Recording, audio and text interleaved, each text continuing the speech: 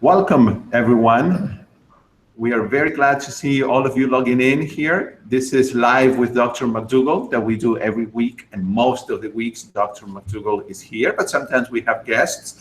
And I am Gustavo Tolosa. I'm the webinar coordinator for Dr. McDougall. And I've decided to call myself the plant-powered pianist, which is 3 P's, P at the third power. Okay, so that's my new name. And for those of you that are new, I just want to say just a couple of words about Dr. McDougall. He's a physician that practices conventional medicine, and he uses conventional drugs or conventional procedures whenever they're necessary, but also he treats diseases that are based or caused by dietary, by food, basically, with food. And so Dr. McDougall is extremely successful. He has been treating patients for over 40 years, and he is the founder of the McDougall Health and Medical Center in Santa Rosa, California. And I, together with everybody that's logging in here, are extremely thankful for him giving his time that is very valuable and very limited, because it's, my goodness, such a busy man, every week to be here with us. And to my knowledge, I don't know of any other doctor out there that is doing these weekly webinars, and I mean every single week, for you all, for your benefits, without charging a single penny. So Dr. McDougall, thank you so much for being here today, and thank you for always making the time and answering questions. And how are you doing over there in wonderful Santa Rosa, California? I'm doing great. I'm doing great. Yeah. I'd have to say probably better every day. Yeah, you look great. Yeah, well, I feel good. And I have to say also that every week when I tune in to see you, Gustavo, you look trimmer and healthier. I mean, what is it like? It's over 70 pounds now, isn't it? Oh yeah, well, it's over now. Yes, I'm working to get to the 80 mark, and yeah, but it's fun. It's wonderful. I love it, and I will do it forever. And it looks like today, without wanting, we have coordinated colors, right? Yeah, we didn't plan this. We did not plan it. You look more professional than I do with your coat. Next time I'll get a coat and tie on, then I'll show you. That's right. That's right. Just that from here, I usually run out to my music studio and I start teaching it, and I like to look a little more, respectful. Yeah. Well, after our hour here, I'm going to do a Skype talk with somebody in Israel. Oh. And I did one yesterday in Australia. I have a chance to do these all over the world, and of course, they're all free. I do them for free for people. So just trying to get the word out worldwide, and so the interest is huge all over the world. I know. And it's important. I think we're reaching a time when the average citizen understands that this is about business, and unfortunately, the dirty business of the food industry is killing your spouses and your children and your parents, and is causing unaffordable health care in this country, and it's destroying the planet. And the average citizen is finding this out. I hope to have been able to say there are no more global warming deniers, but there still are those out there. And I'm not going to get political, but you know who they are. And there are also people who deny the importance of a healthy diet and don't understand that our nature, our tradition has been people of starch. People have eaten starch throughout, I can take you back probably 2.5 million years, certainly more than 100,000 years to prove to you that people were starch eaters. There's no dissension in this. There's no scientific research published in any respectable journal that says other than our ancestors were primarily starch eaters of one grain or one root vegetable or another. You can find me nothing else to say otherwise, except you can point to a few isolated populations of people who live on the extremes of the environment, such as the Inuit Eskimo, who I've addressed in my newsletters. And you can read, of course, just go to my website and use the search engine, which is phenomenal. Once you get past the few ads that Google requires, then you get into some real serious, very well done research. So anything you have questions about, diabetes, arthritis, Eskimos, whatever you have questions about, if you just go there and give me a chance and hit the search engine and put in your terms, I think you'll be very pleased with the articles that come up in the order they come up in. But anyway, there are a couple of things that happen, or maybe they're tied together. Dr. McDougall, why don't you tell us, first of all, about this really great news that you had, this invitation to be on a show. Can you just mention? Oh yeah, I hate to. It's almost like knocking on wood for bad luck. But I'm scheduled to film on Dr. Oz on September 27th, which means the show will be out 3 or 4 days later. That's what they tell me. But I'll give you some updates, and hopefully you're on the newsletter list, and I can send you a notice as to when I'll be on Dr. Oz's show. I should have been a long time ago, for lots of reasons. And I told my publicist this too, and hopefully this doesn't get back as an offensive statement to their publicity people and those that are doing the programming. But Dr. Oz really needs me on his show. He's represented so many things that are untrue, ineffective, and industry-based. In fact, he's even been called before our Congress to answer some of the messages he's given to the public about the miracle cures. And he's also given undue advantage to the low carbers. I have not had the chance to count up the shows, but I have no doubt that people who represent low carbohydrate diets have gotten better representation than we have. The exception would be Dr. Joel Furman. He's gotten some pretty good representation on the show. But otherwise, Colin Campbell and Esselstyn have been on once many years ago for Forks Over Knives. He really owes the other side a chance to speak, and I'm going to have that chance to speak on the 27th of September. At least that's when we film. And I've asked for more than 7 minutes, but if all I get is my 7 minutes, then that's what I get is 7 minutes. Maybe I can further a friendship. Dr. Oz has been aware of me for a long time. His wife is vegan. There are some other things about his personal and family life that I could convey, but I think it would be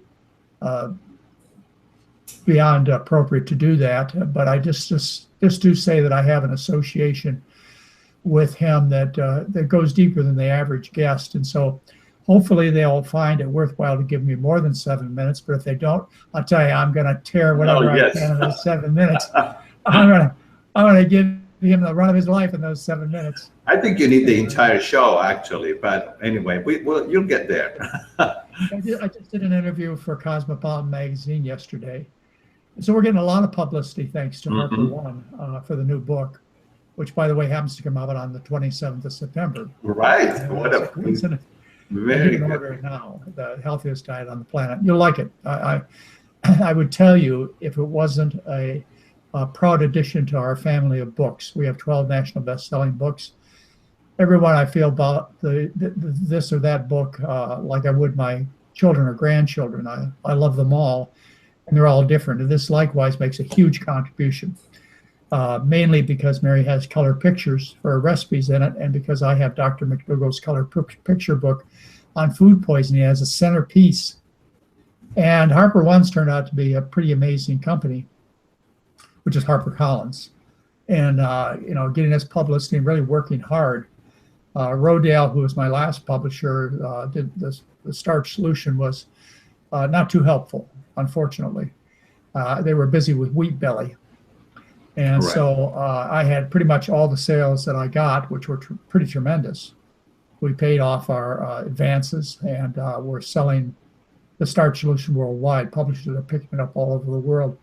So the book has done very well, in spite of the fact that it got too little help from Rodale for whatever reason. And it continues. If you look up starch solution on Google Trends, you'll see that it continues to increase in sales as time goes on. That's by word of mouth. Right. With the extra help of Harper One now, who knows what the limits are. I certainly am not too tired to do the job. So if it comes up, I'll do it. Anyway, that's good, and you'll enjoy the new book. And let's see, we're running Well, we're having the advanced study weekend in a couple of weeks. You ought to come to that. Right, That's right. September 16th through 18th. But otherwise, we're not having another public program, 10-day program, until December 10. I think it's December, no, maybe December 2. And that's because we're doing several corporate programs for big companies. But our last program was very successful. We had 46 people with all kinds of problems, from breast cancer to diabetes to rheumatoid arthritis. And the nice thing about the practice that I have, and Dr. Anthony Lim gets to share in that, and so do the students. We have medical students and residents that come and train with us. And by the way, our foundation pays for that, pays for the transportation and everything else for the learning doctors to come. But the thing that I kind of hint at when a program starts, and Anthony Lim, who is our medical director, knows this very well because he's been working with us for more than a year. But I kind of hint to the students, you're going to see something unique during this 10 days. And that is, you're going to see happy people, happy patients, that you don't see in a general medical office. Patients aren't happy because they get a bag full of drugs and a bunch of excuses, and they get through, ping-ponged around the medical business with all kinds of specialists and tests and harmful tests and treatments and so on. They're not happy. But in our practice, as the students well saw, and as all of our staff sees, that's why we enjoy doing the program so much, is people are just plain and simple happy, often to tears. Which brings me to the last newsletter that we just published a couple of days ago, a tribute to Dr. Roy Swank, one of my mentors, one of my friends, one of my colleagues. Dr. Roy Swank was head of neurology at Oregon Health and Science University. That's the medical school in Portland, for 23 years. He's published over 170 papers. He's famous for the Swank filter, which made millions and millions of dollars for Oregon Health and Science University. It was a blood filter that saved lives by filtering particles out of the blood. But what he's best known for and most proud of is his work on diet and multiple sclerosis, which I've written on many times. If you go to my website, you'll find a whole section on multiple sclerosis, and most of it is about Dr. Swank's work and the things that I've learned from him. And what I did is another tribute to Dr. Swank. I did it with a new interview that almost no one has seen. It was done by the Swank Foundation, the Roy Swank MS Foundation. And they filmed it, paid for it, and they gave me permission to show it on my website. And also, I put it in my newsletter, and it's about a 40-minute interview with one of the geniuses of the 20th century. Dr. Swank knew about the things that I'm trying to teach you. He knew about them in the 1940s and early 1950s. And he published in our major medical journals how diet will stop multiple sclerosis. And it was his support, his knowledge, the work that he did that has been the foundation for me to try and tell you about the importance of diet and multiple sclerosis, and also was the reason that we raised nearly $700,000 to do a study. It was just, actually, it hasn't been published yet officially. It gets published September 16th in Multiple Sclerosis and Related Disorders Journal. But it has pre-publication, so you can find it on the internet, or you can find it in the newsletter, a link to it, so it's up there. And Oregon Health and Science University paid an extra $3,000 to make it available now, as opposed to a year from now. So it's free and available for you to read the study that we did. Now, we spent $700,000 on this, but that's nothing. That's nothing. That's less money than it costs to treat one patient with multiple sclerosis for 10 years. The drugs alone are about $75,000 a year. So multiply that by 10. So the amount of money spent to take care of one patient, there are 350,000 people with MS in the United States at least. So to treat one patient with MS for 10 years is the amount of money we spent on this study. And we got some great results. Not everything we'd hoped for, but I explain in the newsletter why we didn't get more. And I can tell you for sure, the staff at Oregon Health and Science University, they're very much behind the dietary treatment of multiple sclerosis. When we're talking about happy, Dr. Dennis Bourdette, who's now chair of the department, of Oregon Health and Science University Neurology Department. He told me, whether it was confidential or not, I think it's worth sharing to you. He said no patient had ever thanked him for giving traditional multiple sclerosis drugs like interferon beta or Copaxone. They'd never thanked him. He said, well, dealing with our patients, which were about 60 in number, he said people were in tears of joy and gratitude when they came to his office for the chance to learn about a healthy diet and the results they get. Phenomenal results, lost 60, 80 pounds, stopped their attacks, felt phenomenal. I mean, as far as individual cases go, you can't argue with it. There are so many of them. Even as far as numbers go, we had advantages over the control group. It just didn't reach statistical advantage like it should have, and that's because of randomization, which unfairly biased our study to not show good results. And you can read all that in the newsletter. But most importantly, if you just have some time, you have a few minutes between watching your favorite serial on TV or whatever else you're doing, just sit down and get to know one of my mentors and one of my friends. He ran 2 MS programs with me at my clinic at St. Helena Hospital during the 90s. And a person whose shoulders I solidly stand on, and make it clear the importance of diet, not only in MS, but other diseases. And so that's on this last month's newsletter. Also, a lot of really great recipes on that. Yes, I saw that on the newsletter. The second page here. Yeah, tell me. There's the link to watch the video. So that's great. And you see the recipes here. I'm sorry, I forgot who did them. Can you tell us who did the recipes? Oh, yes. This is one of the guests that we had last week for the school lunch kids, and her name is Emma Roche. Oh, okay. Emma did them. Yeah, right. Thank you. I just can't keep up with everything. Mary and Heather keep up with them. Yeah. So there are great new recipes there. Very good. Let's see. Okay, go ahead. You were going to mention about the government buying the cheese and eggs. Yeah, a couple of things came out this month. One, this is from the Smithsonian.com. I'm sure it's every place, but you can look it up. It's about the U.S. government buying tons of eggs and cheese. The U.S. government's been doing this for a long time, and in fact, it's based on an Agricultural Act of 1935, which allows the Secretary of Agriculture to buy up excess domestic products. Well, they've been doing it in big time lately for the egg and dairy industries. And they bought $12 million worth of eggs and egg-based products. They're going to do that next year. I don't see where they say how much dairy, but they just buy millions of dollars worth of dairy too. And then what they do, unfortunately, is they take this dairy, excess meat that they get, excess eggs that they get, and then they feed it to the food bank programs and food stamp programs and other needy people in assistance. You say, well, that's great, they get food. Yeah, but they get food that makes them fat and sick. And then what they have to do is they have to go to the doctor in the hospital, and then because of their financial situation, their medical care is paid for by, guess who? You and I. It's paid for by the taxpayers. So we hurt, by doing this, we hurt the people that are supposed to benefit, those that need more food. And we hurt our healthcare system, and we hurt our average citizens and taxpayers. And we hurt the world, of course, by encouraging the production of more livestock, which is a major contributor and the most important contributor to man-made global warming. And anyway, that came out in the news. And the other thing that came out, it was kind of interesting, if you want to look it up, it's from the Canadian Medical Association Journal.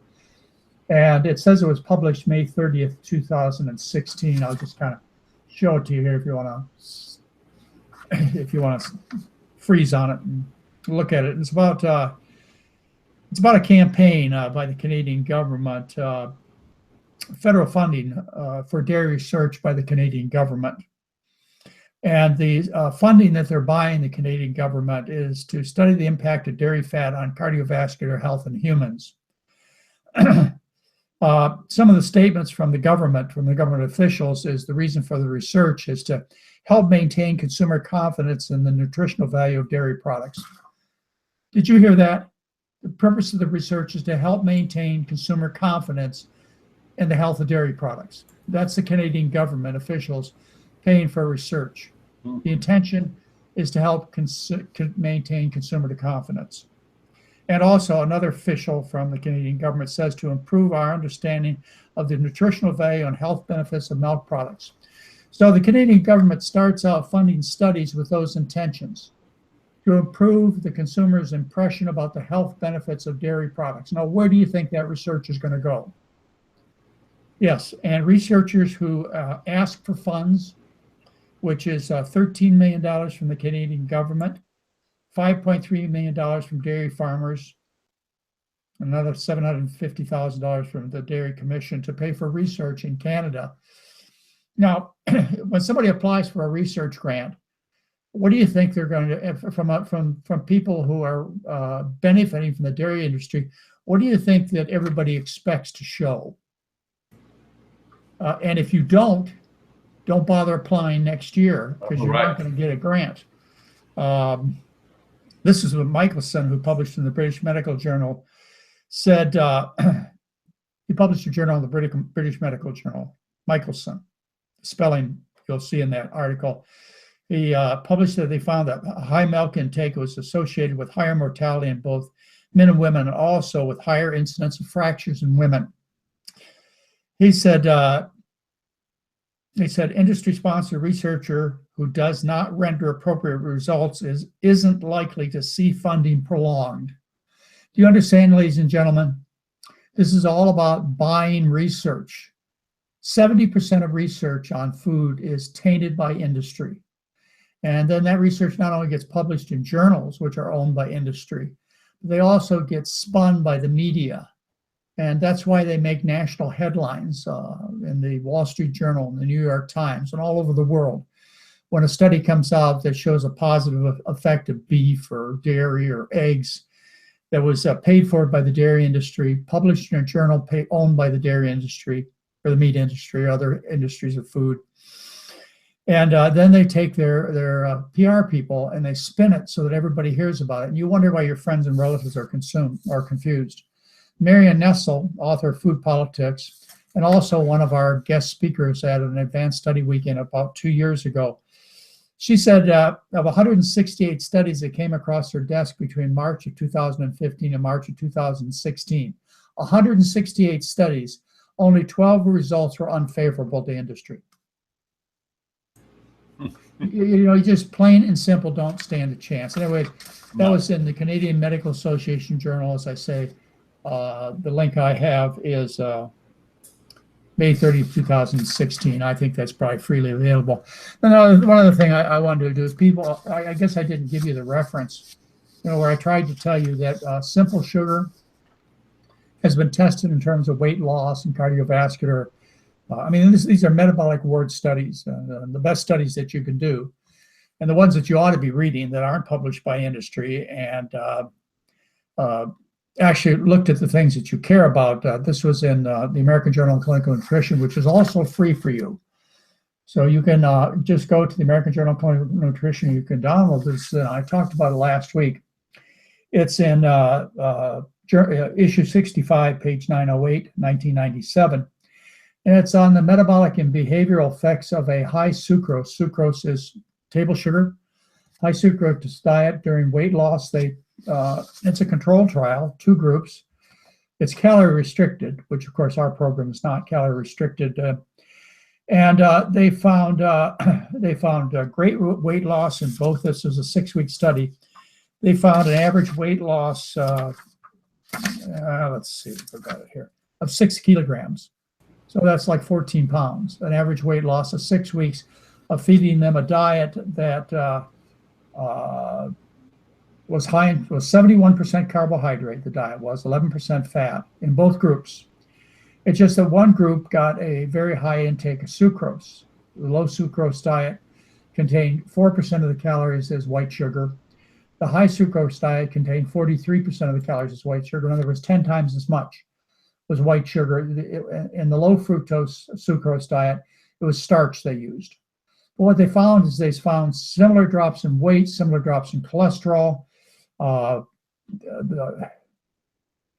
basically everything was similar, including in both groups, and this is very important.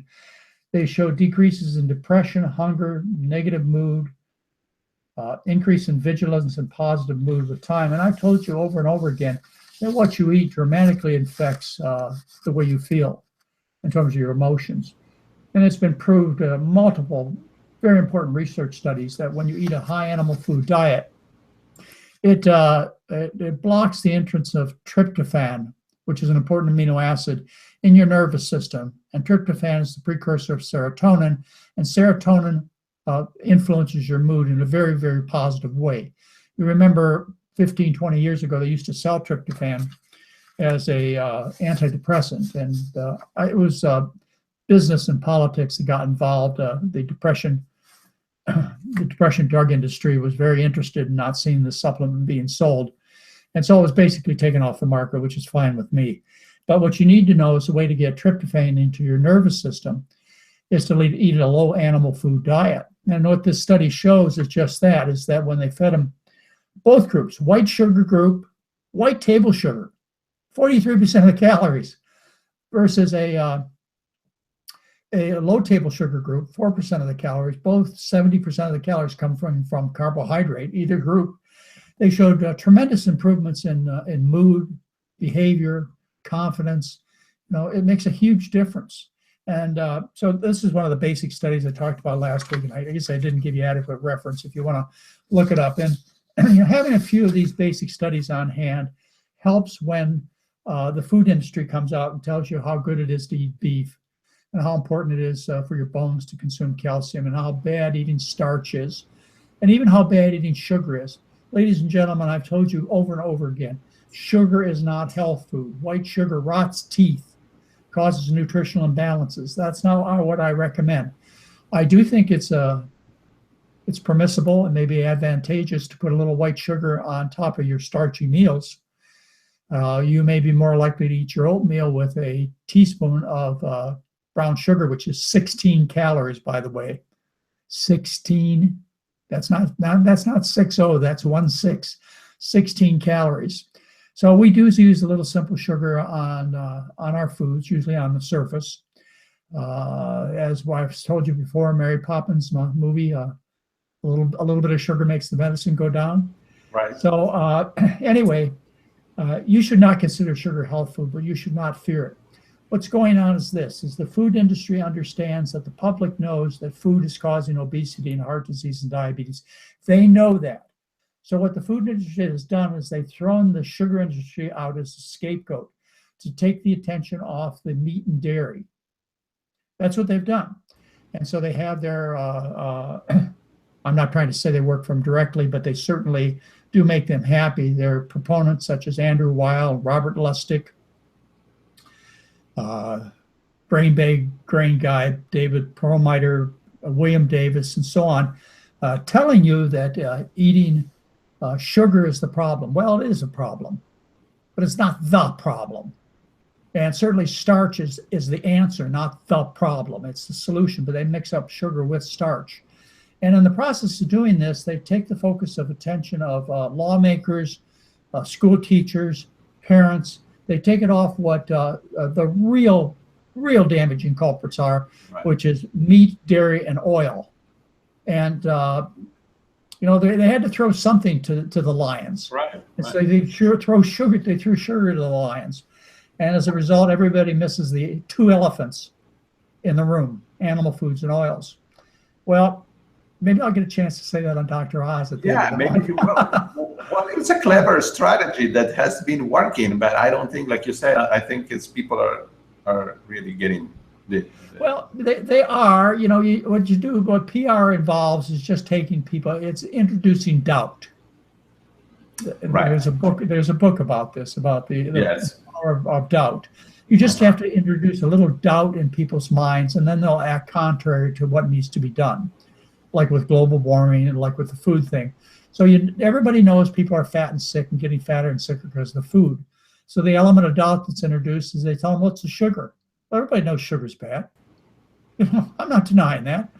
But when you introduce that option of focusing totally on sugar, And these people that I mentioned and others with the low carb camp, they clearly tell you to eat as much meat and dairy and other animal foods as you can stuff in your face. And by the way, most of these people look like they do. Take a look at them. Oh, if I ever got a chance, I would never get away with this, but just like I got fired from the obesity medicine conference, if I ever got a chance to get on a big show with my opponents, I wouldn't hesitate to stand up and say, "Hey there, Dr. So-and-so, let's take off our jackets." And I'd even take off my shirt, and we'll show them what we're made of. Right. That would be the discussion, wouldn't it? That would be the end of discussion. Some of these people, like Robert Lustig, look like they're dying. Not just fat, they look like they're almost dead. And, public, open your eyes and look at the people who are giving you the messages. And anyway, I guess that's probably all I should say. Oh, well, that's been a good introduction, Dr. Max. Well, you mentioned before something that I think is worth repeating.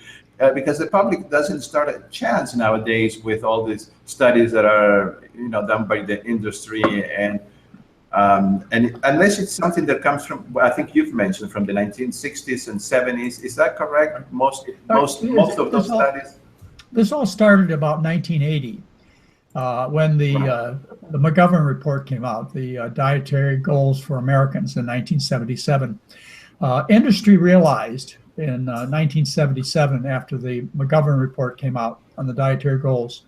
And by the way, you can look this up on my website. Just go to the search engine and put in McGougall or dietary goals, and you'll find this article I wrote. What happened is industry saw what was going on, and that McGougall said that meat and dairy was killing America, and we should eat more grains, more whole foods, fruits, and vegetables. And this was a big deal. And so industry fought back with their lobbyists and all their money and got the entire guidelines rewritten by the end of 1977. And what they did is they learned from Luther Terry, who was the Surgeon General in 1964, wrote the Surgeon General's report on smoking and health in the U.S., the Surgeon General's report. The Surgeon General's report changed the United States and the world. Back in the 1970s, half the population, including myself, smoked cigarettes. Today, fewer than 20% of the people in the U.S. smoke cigarettes. So big food looked at what happened to big tobacco and said, it's not going to happen to us. And believe me, they have worked since the 1980s to buy research, buy researchers, buy journals, to buy everything they can to lie to the public, not to hurt you purposefully, but to keep their market share up, to keep business going. And they bought government, as I told you, they've got the USDA buying their excess products. It's just business. Don't take it personal. Right. Yeah. Well, can we do some questions, Dr. McDougall? Yeah, I'd like to do. I'd love to do that. All right. Well, I have a few questions, and of course, people submit a lot of questions, and I apologize that I can't ask all of them because we would be here for at least 3 hours. But I do keep them. And you can always email them to webinar@drmcdougall.com, and I try to include them. So, Dr. McDougall, here's someone who's asking, in the last webinar that you did, I guess it was 2 weeks ago, about sugar, you said that a blood sugar between 150 and 250 is okay. Is that correct, or? Well, that's with somebody with diabetes who's being treated with medication. You see, my goal, many doctors' goals is to make their blood sugar normal. And that would be 100 milligrams per deciliter or less. Or you can measure it by hemoglobin A1C, which is the percent of hemoglobin that's glycosylated. And 6% is considered normal. The problem with trying to reach a daily blood sugar of 100 milligrams per deciliter or less is that you way too often go hypoglycemic. And this can be dangerous. It kills brain cells. You end up getting picked up by the police for a DUI or causing a traffic accident or falling down with these blood sugar reactions. They're extremely dangerous. So when your goal is 100 milligrams per deciliter, you're likely to reach these hypoglycemic levels. And that's why I recommend 150 milligrams per deciliter as the low when you're on medication. Off medication, you can have a blood sugar of 60 milligrams per deciliter. That's fine. In fact, there are healthy populations of the world that run, these are rural Africans that I'm thinking of, who run fasting blood sugars of 46 milligrams per deciliter in the morning. Off medication, there's no low limit. On medication, you have to be careful of hypoglycemia. So that's why I put it at 150. 250, well, people start worrying when it's 250 milligrams per deciliter. Mm-hmm. That's why I give them a range of 150 to 250. But I don't worry when it's 250. I don't worry when it's 350. You know, I know that I'm not doing them more harm than good when I make a target of, say, 250 or maybe even 350 as opposed to 50.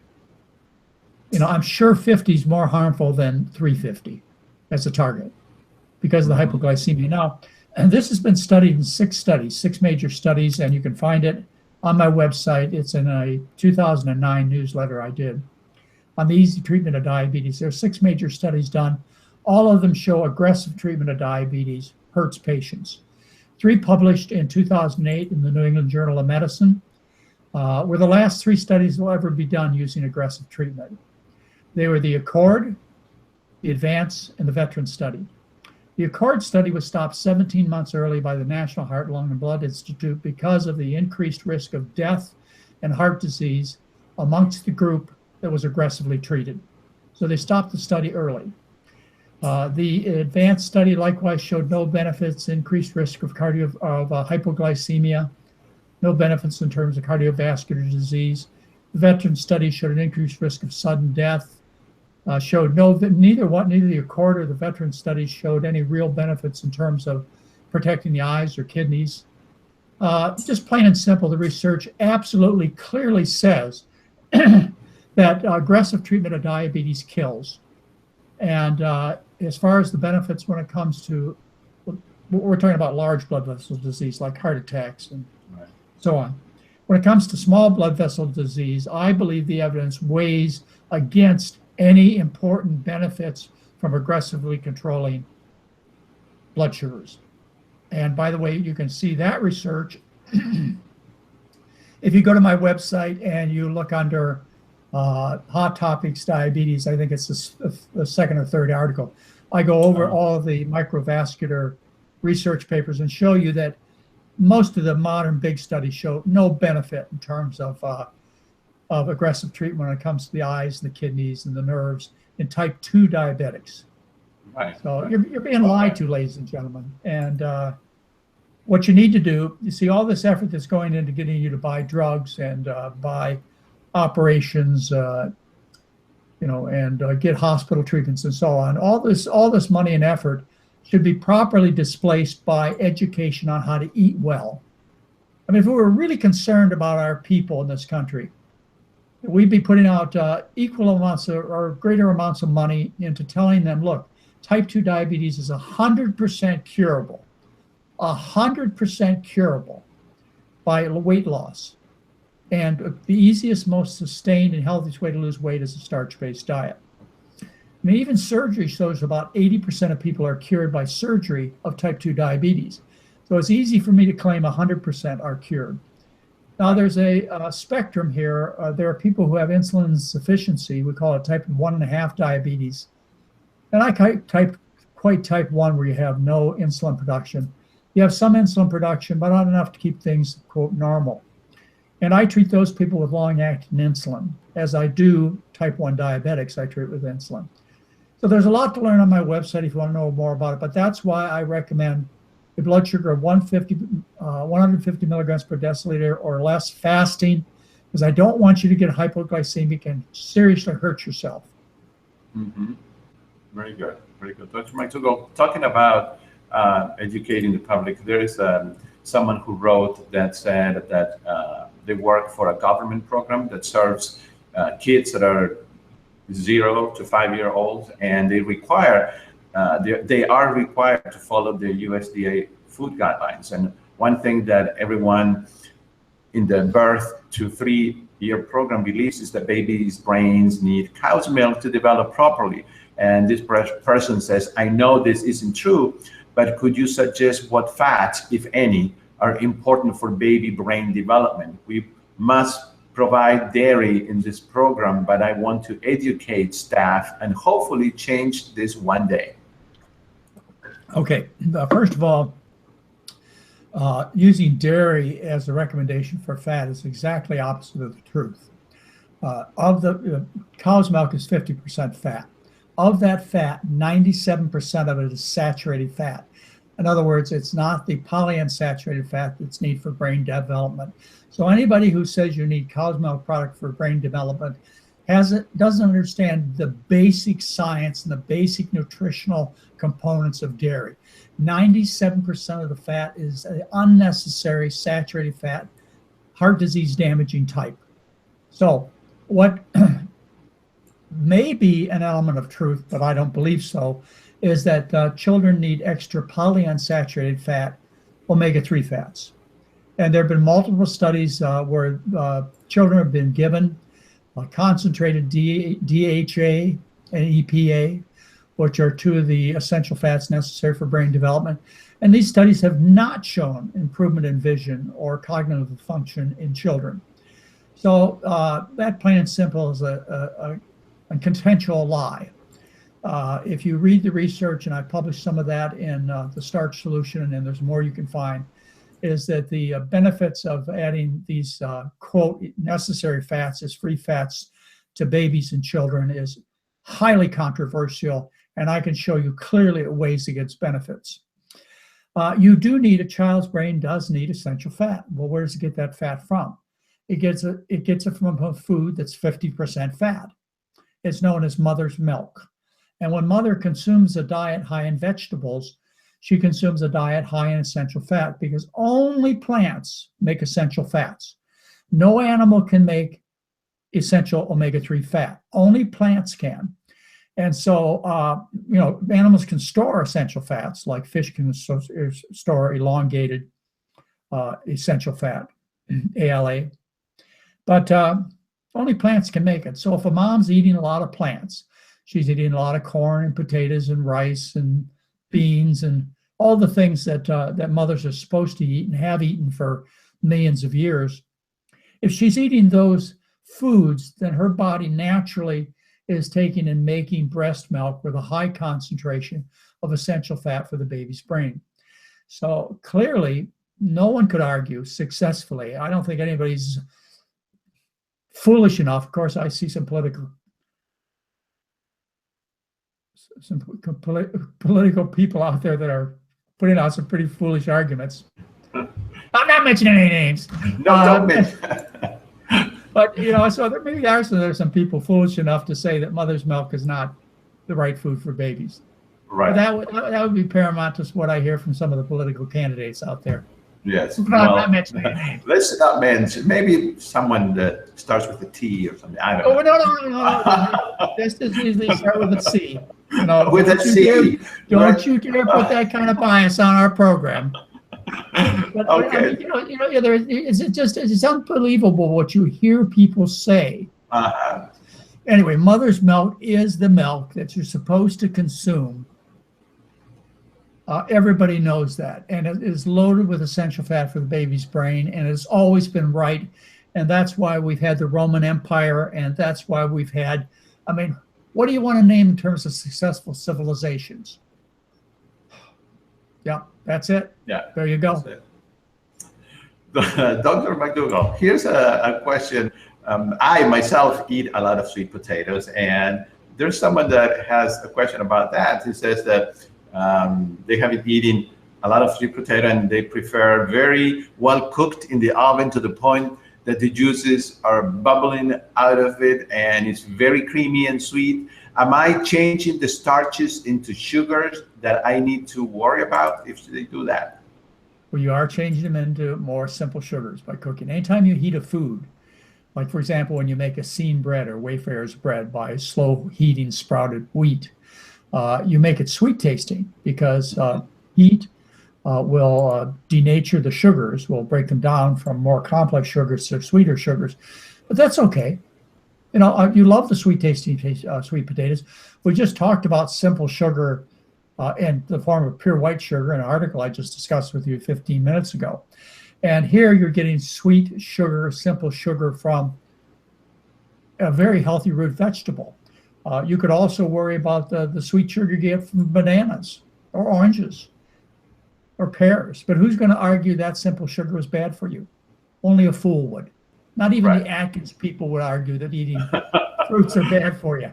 I mean, at one time, Robert Atkins did, but the Atkins nutritional program now encourages the consumption of non-starchy green and yellow vegetables and fruits, because Right. somewhere along the way they realized that eating a diet of bacon, butter, and brie was deadly, and that they had to change their message. Otherwise, someday someone would get on top of them and point out the fallacy of avoiding non-starchy green and yellow vegetables and fruits. So even the low carbers these days, those that I mentioned previously in this interview, as well as the Atkins nutritionals, they tell people to eat these things. So natural sugars are fine. I just told you in that article, read it. They won't make you fat. They won't raise your cardiovascular metabolic risk factors. They'll improve your mood. You'll lose weight, actually, as these people in this study did. Of course, this was a calorie restricted study, and that's one of the reasons they lost weight. But it didn't make any difference whether it was white sugar, table sugar they ate, or the starch they ate. Right. Again, don't confuse the subject and think Dr. McDougall thinks table sugar is health food. Right. I have to keep repeating myself because there are people out there that do spread bad rumors about me, and so what? At least you're talking about me. I mean, at one time I said you can write That's my right. name on toilet walls if you want, just as long as you're talking about me. Write my name on toilet walls. Well, it's funny. With my web address, not my phone number. Right, right. This morning I was checking every now and then I get on YouTube and I check the webinars that you and I do. And there was someone that was saying something negative about what you said about sugar. And so I kindly invited this person to participate in one of our webinars. And I just think that if people write something negative, they should have the courage, we could say, to come and have a nice conversation. It won't, with Well, you. that would be okay, but there's some really kooky people out there. Right. Gustavo. This was a biochemist, and the biochemist would be fine. But I'll tell you, some of the things I run into. I know. Make me understand why. Make me understand why some of my mentors and some of my colleagues that I work with just won't deal with the public anymore. They just say, it's just not worth it to be on the internet, to go to the discussion board, to get involved, because it's so painful. The way people are they feel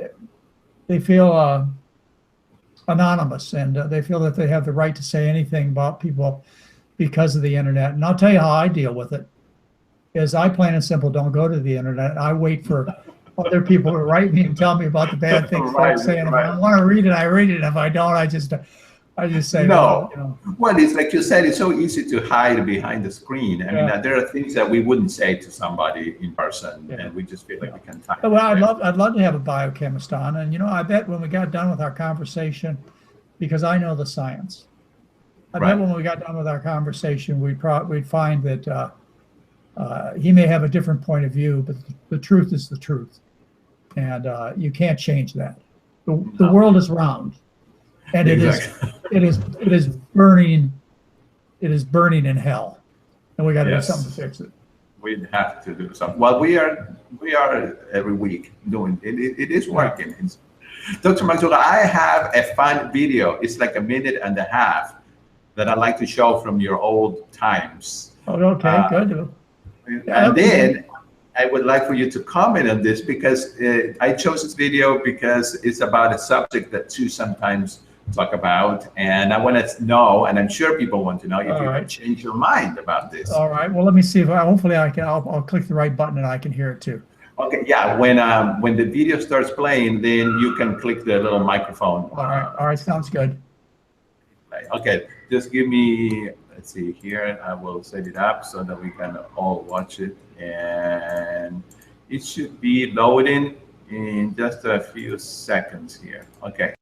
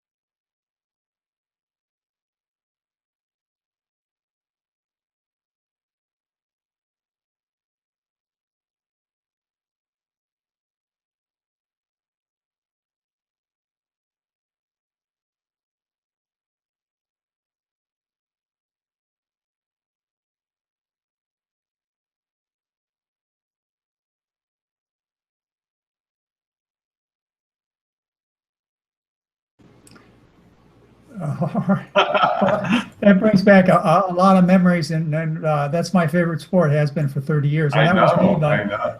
That was me, by the way, on that board, not the surfboard, but the windsurfing board. Right. Also the lady running, that was Ruth Heydrich, who is one of our breast cancer survivors. She was maybe it's been 40 years. A lady who had metastatic breast cancer back in, I think it was 82. I saw her.